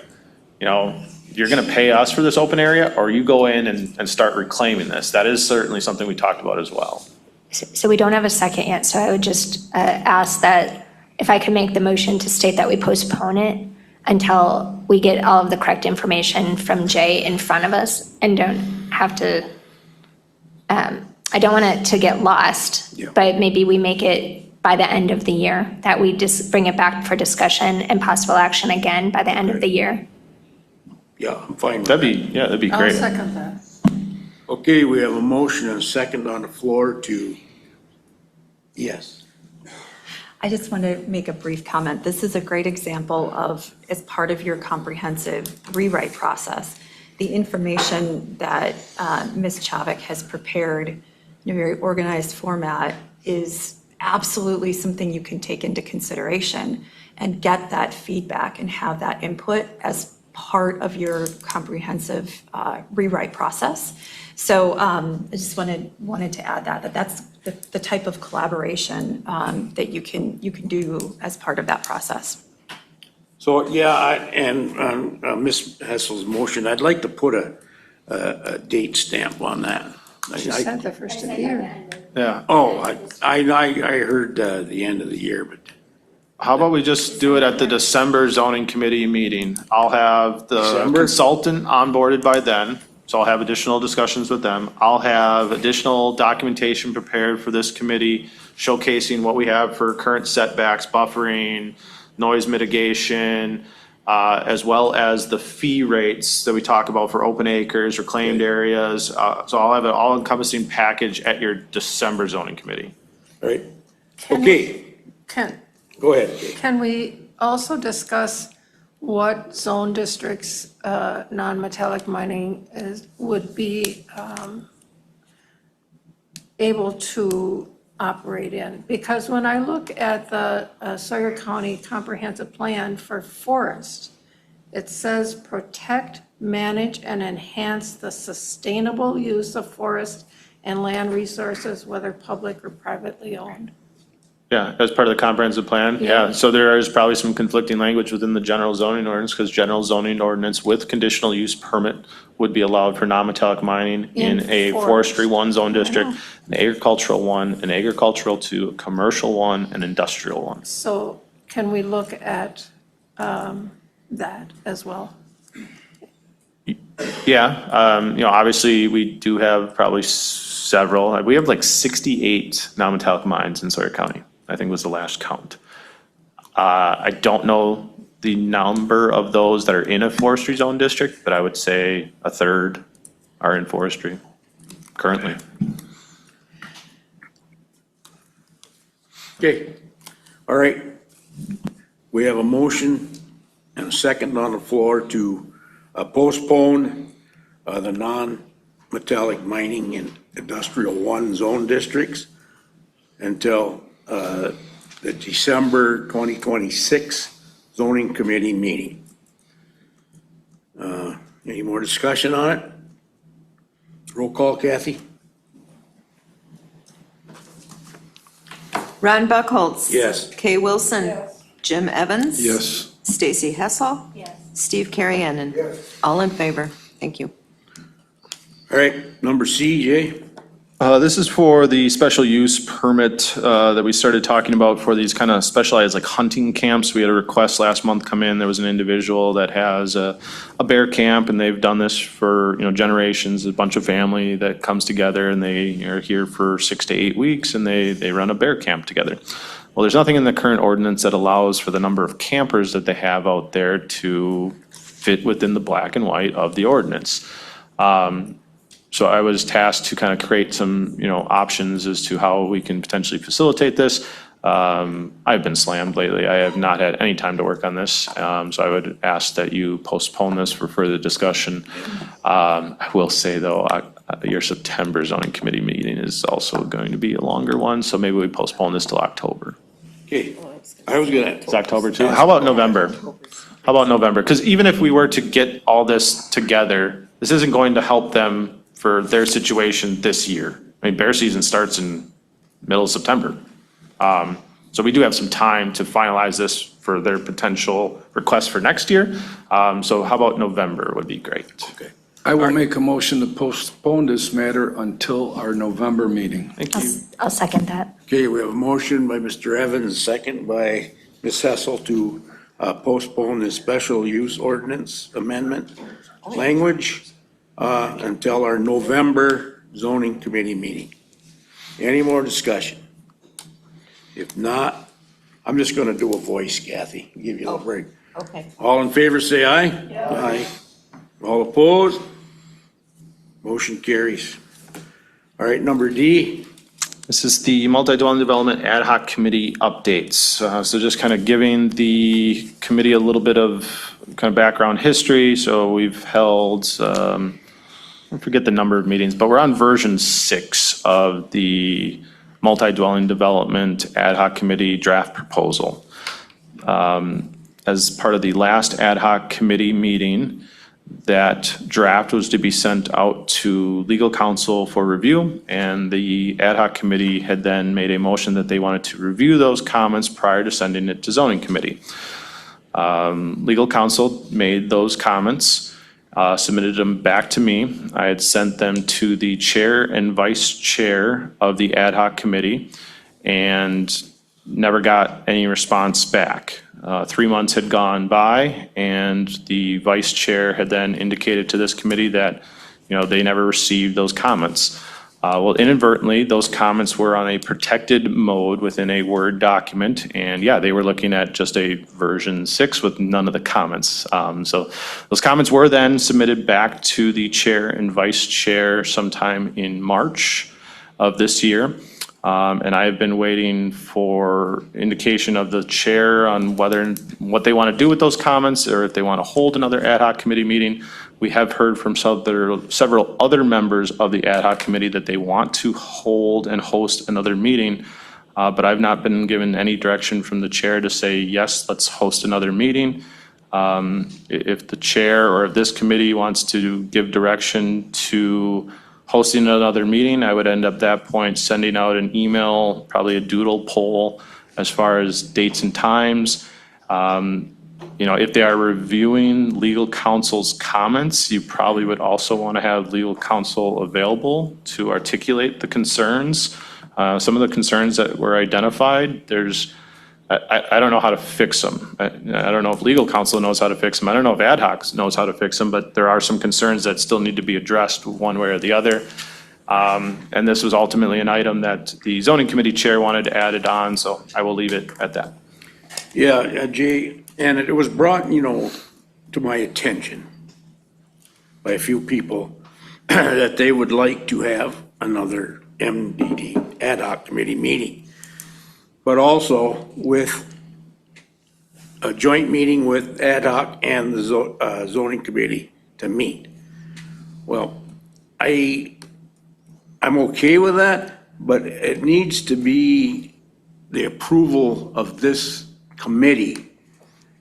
Now that you've got all the rewrites on what was done by the ad hoc, and do we want to hold a joint meeting or not. I'm going to have Rebecca put a little input on that.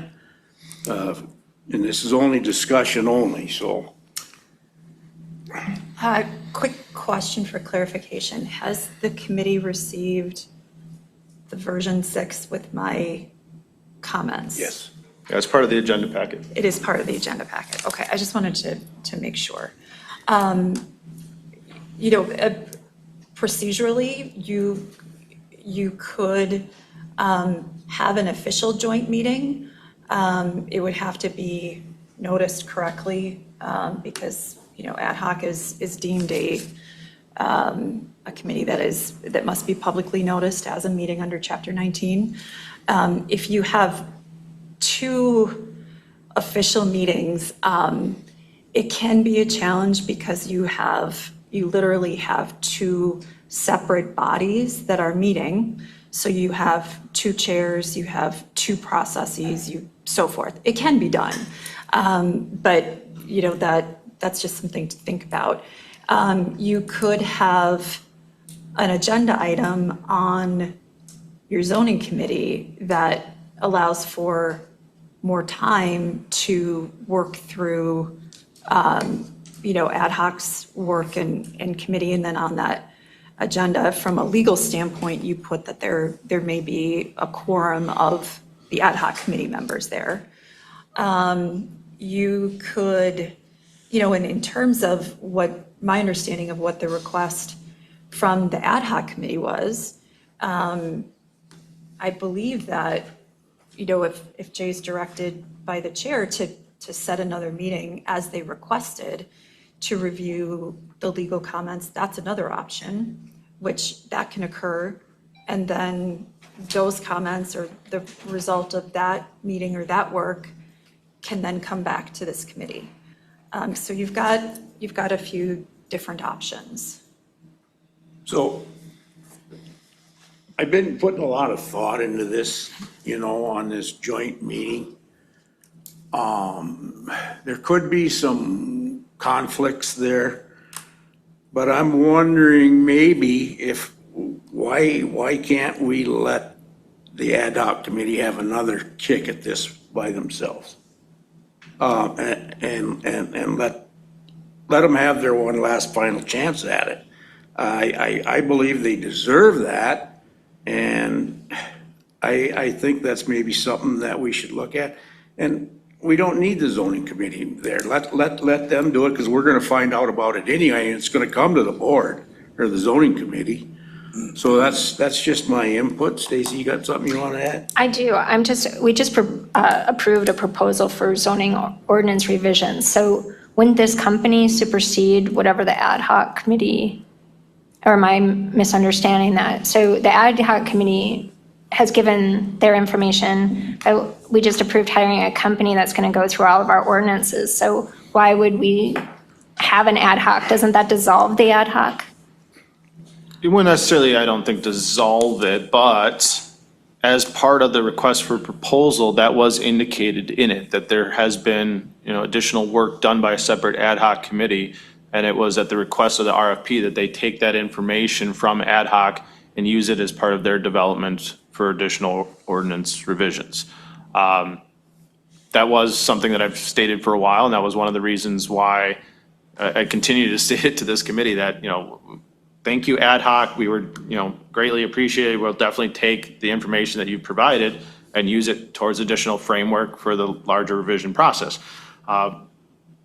But I mean, if ad hoc wants to have another meeting to potentially go over some of the comments from legal counsel, I think that's fine as well. I've not been given the direction to hold or host or put out a poll for meeting dates and times of that meeting at this point from the chair. That's where I was kind of going with this one, with the ad hoc committee meeting, to go over what legal presented on what they did. I guess that's just, there was some misunderstandings there between the chair and the vice chair, that they didn't get a chance to review this, and unfortunately that happened. But I think they should be able to have one more chance to review what legal went over. and changed. Legal didn't change anything. She just. Well, you know what I mean, updated it. No, I didn't, I just. Well, what's the rendered my word you want me to use? Provided Comment. comments. Comment, okay. Comments for consideration, All right. not Yes, Dale. directives. I filled out my sheet. I'll leave it for Kathy back here behind the imaginary line. Just really quickly, I really like the makeup of the committee that was put together.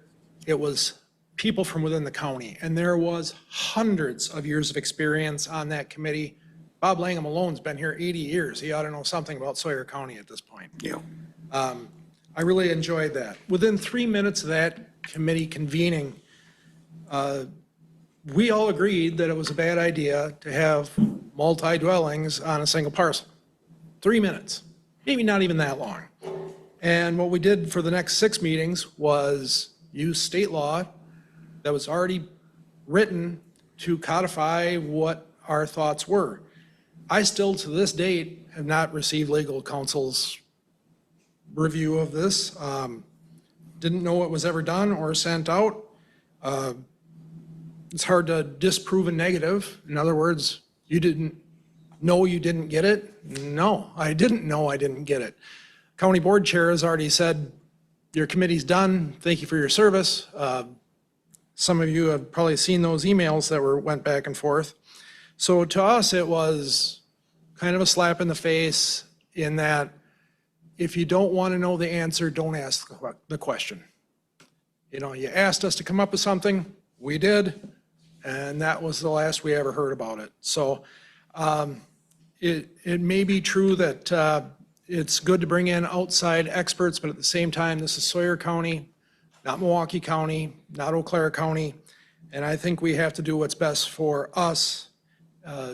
You've gotten input from those 12 people that were there on a regular basis and put a lot of time in, a lot of effort in. So before you just say MSA can just solve all of our zoning problems, they aren't from here. And I think it would be a good idea if, whether it's the same committee, a different committee, or even your committee can take a kick at it. You got the basic understanding of what the committee wanted. And that was not having multiple parcels on individual properties. I think that's it. Thank you. Thank you, Dale. Go ahead, Kay. From my conversation with members from this committee, I think they wanted to finalize their committee and review the information that they got and just make a conclusion to the committee and finish.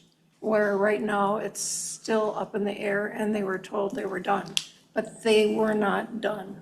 So I think we need to let them finish and have a conclusion. I did bring that up kind of with the county board chair in our discussion. No, it's not done. If I can speak to that, and looking at the board rules, Section C, ad hoc committees, it states the creation components, and then the last sentence is, once that purpose has been accomplished, excuse me, the committee will automatically disband. And I think based on, the comments here, I think it's a fair conclusion that the purpose has not been accomplished because there hasn't been that final meeting for review of legal comments. And so, I'm not privy to discussions with the county board chair, but based on what the board rule says, it would be appropriate for the ad hoc to meet again, if that's the desire. Stacy? So if the ad hoc meets, can they give us a written conclusion to finalize this so that we're not having a dual meeting or going back and forth or bringing things up at the Towns Association meetings, that it would be a written conclusion and then everybody keep moving forward for the good of the Sawyer County? Yes, that would absolutely be appropriate. ultimately, the final deliverable, excuse me, from the ad hoc committee, I think will be up to the ad hoc committee.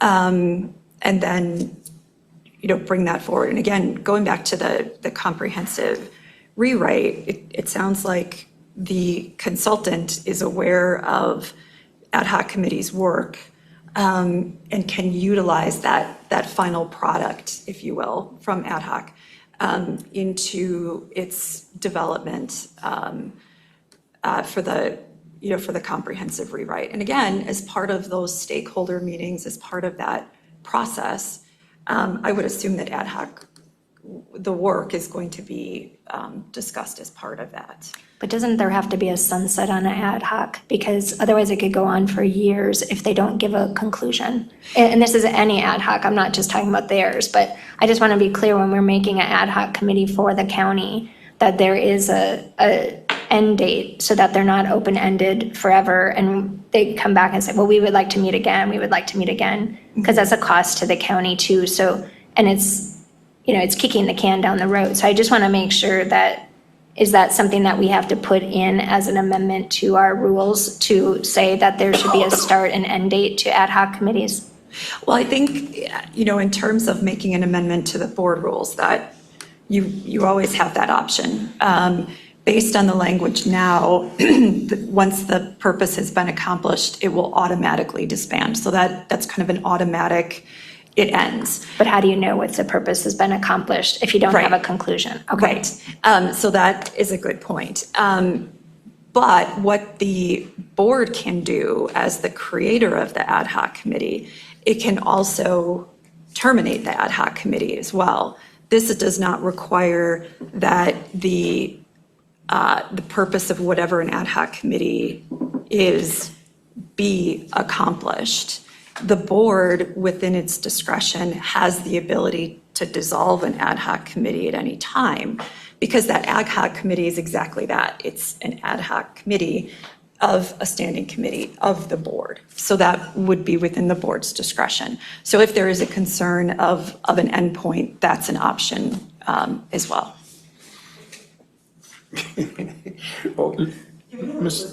I know, Ben, quickly. Oops, whoops. I have a follow-up question then after. Yep. Benjamin Kurtzwell, 16040 W West Lane. Again, to answer Ms. Hessel's question, we do have a purpose. We want to finish our work and present our recommendations to the zoning committee. That is all we were told, that was what our purpose was, and that is all our purpose is to finish our recommendations. If we need to have a sit-down with Ms. Roker to go over some of the questions, but our main goal is to be able to present our recommendations to the zoning committee, for the zoning committee to take those into consideration and do with them what you will. But that is our main purpose. Thank you. Thank you. Laura?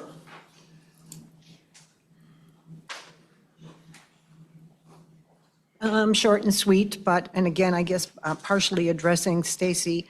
One of the final things that we said at our last meeting was that please give us this information when Rebecca reviews what we came up with, and if she has comments of, well, that's not going to fly, or you misunderstood that state statute or this or that we would have another chance to discuss, okay, well, we get that. So the final recommendation no longer includes this or this, but we have not been afforded that opportunity yet.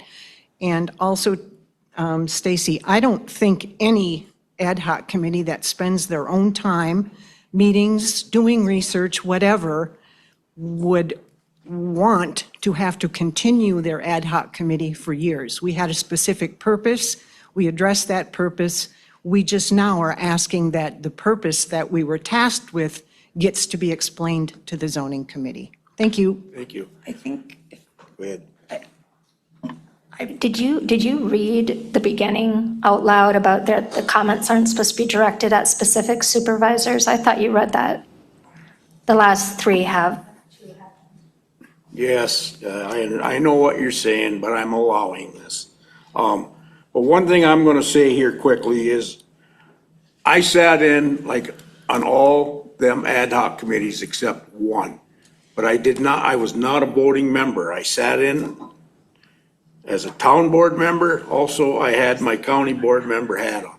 I was just listening to it back and forth.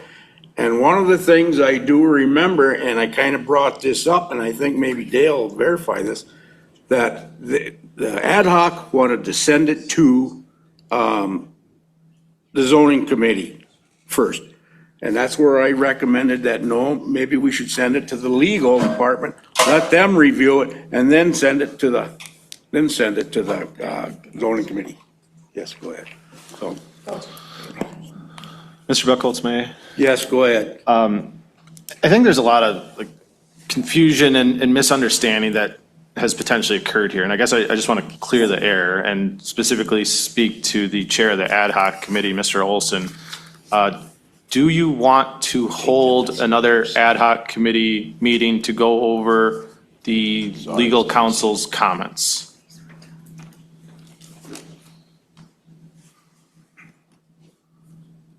Yes.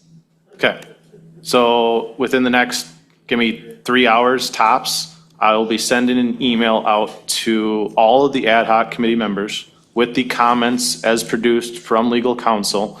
Within that email, we'll also have a doodle poll as potential dates and times that will work for meeting room availability, staff time, legal counsel time, and then the majority of that poll will be our next meeting date. It would be my hope that the ad hoc committee can then address whatever comments legal counsel may have, go over those, in which said time they would present that document, which most likely would be version 7, to the zoning committee. It wouldn't be a joint committee, but your work would then be complete, and you'd present that to zoning committee. It might be September, it might be October by the time it gets back to them. Would that be acceptable for the zoning committee? Would that be acceptable for the ad hoc committee chair? That's what we've been asking for. Maybe not myself, but everybody else has been asking for. And again, I still haven't gotten any legal review. I've never seen the document. So, once we get that, it'll be a lot easier for me to formulate questions and answers in my head. So, thank you. That's exactly what we wanted. You have your light on? Yeah, I'm just looking through, my legal review was sent on July 23rd of 2025. And Jay, I don't know if you want to comment in terms of when it was forwarded. So I can't find the original forward, but the original forward was the issue of the comments didn't appear. It was protected. But after Mr. Ben Kurzweil had come to a zoning committee meeting specifying that they never received those comments, went back, and I thought that was addressed, and there was a previous email that was sent on December 22nd of 2025 at 10:33 a.m. that had gone out to Mr. Benjamin Kurzweil and Dale Olson with the comments of version 6 from legal counsel. That were accessible. And I believe even Mr. Kurzweil alluded, thank you for actually sending these and having the comments available. Right. Right. All right. But that's behind us. We will proceed where we're with a at. new email with comments to all ad hoc committee members as of by 4 p.m. today. Okay, all right. Thank you, Jay. Dale, before you go, I want to talk to you a minute. Budget update. Budget update for zoning. Zoning budget is pretty status quo. A few little minor adjustments. Training is becoming more expensive. Everything's more expensive, right? But when we go to these specialized trainings, we have several new employees. So I've requested a little bit of an uptick on, training aspects to get those new individuals up to speed. Our publication fees, printing fees, some minor upticks on those as well because those are coming more and more expensive. But outside of that, zoning is pretty status quo in their budget. Now, I do have quite a bit of other larger ticket items more on the conservation side, and those were addressed with Land, Water, Forest Resource Committee previously. I don't know if zoning committee would be interested in knowing or hearing any of the capital improvement projects that the conservation department has going, but a lot of those are related to wonderful dams. Just love dams so much, so. It's up to you if you want to hear about them or not. I've already presented them, like I said, at Land, Water, Forest Resource Committee, but specifically speaking on the zoning budget side, again, very minor changes, and there's no other specialized CIP request for zoning committee that have not already been previously approved. No, I don't think we need, go ahead. I don't think we need to hear that now, Jay, but. Jay, I had a question. There's been a number of complaints about non-metallic mine inspections. Do you have enough time and people to complete these inspections to satisfy the criteria that people have placed on the inspection rather than what we've heard the inspections include? The answer would be no. Per our ordinance, we are to inspect non-metallic mines once a year. I do not have the staff nor the time to perform that duty. Right now, we are on a 1 every 3 year inspection for every gravel pit. It is a rotating occurrence. We, again, have 68 non-metallic mines, and there are 2 individuals that would do those inspections. Those inspections aren't just go to the pit, yep, check. This is going as a perimeter with GPS unit to accurately track the amount of open acres on each pit. It is to verify that they are still within the compliance of their plan of operation, within their reclamation plan, within their open acres. So each pit generally, and again, you have to consider drive time, windshield time as part of these inspections. Again, 68 non-metallic mines in Sawyer County. As of right now, we're on a 1 every 3 year to hit those. I've talked with those staff to see if they can at least get it to once every 2 years, because there are some, additional concerns and complaints that we are receiving on those. I have 2 active, open complaints, which we are further investigating and addressing. And, that's kind of where we're at for all zoning matters is, we're somewhat of a complaint-driven office because we do not have the staff nor time to observe and look for all other potential violations. We rely heavily on complaints for those matters. So one of them was specifically for Select Materials Pit on Highway 77, in which we received that complaint. I had tasked staff to fast track an inspection on that pit to make sure they were in compliance. And again, that work and that inspection is still being compiled as to present a final determination on that situation. Well, we were talking about budget, so I wondered if maybe you needed to pie in the sky increase your budget to maybe get some further help, like next summer you could get an intern or someone to help with something so that it could relieve your staff to.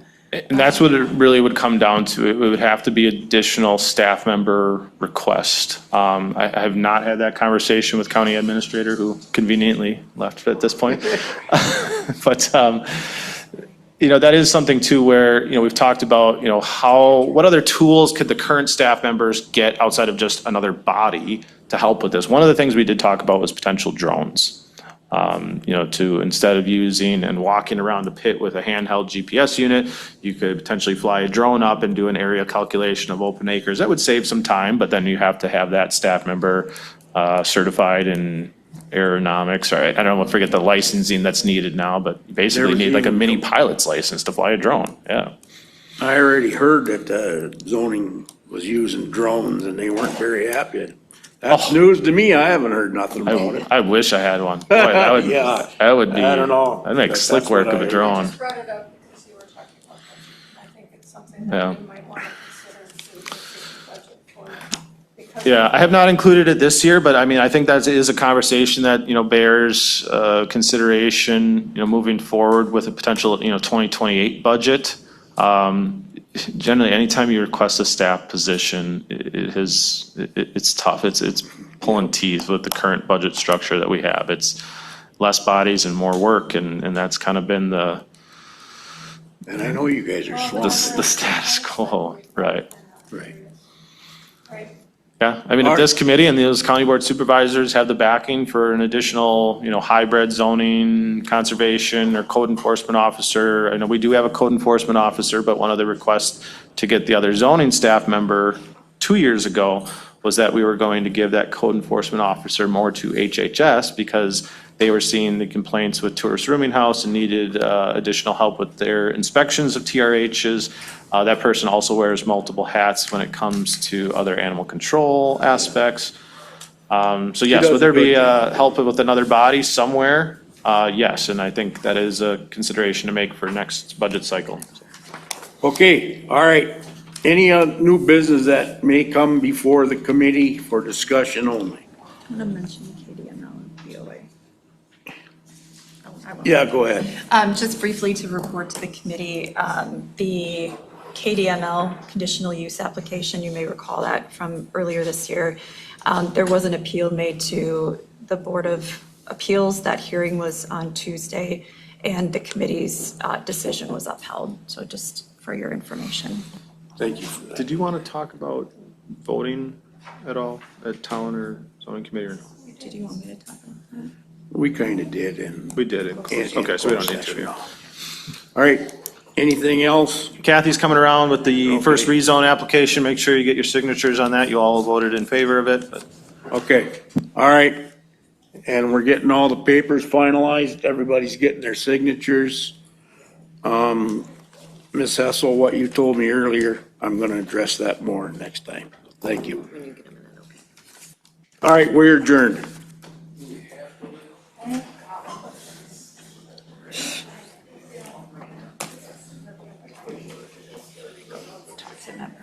Okay.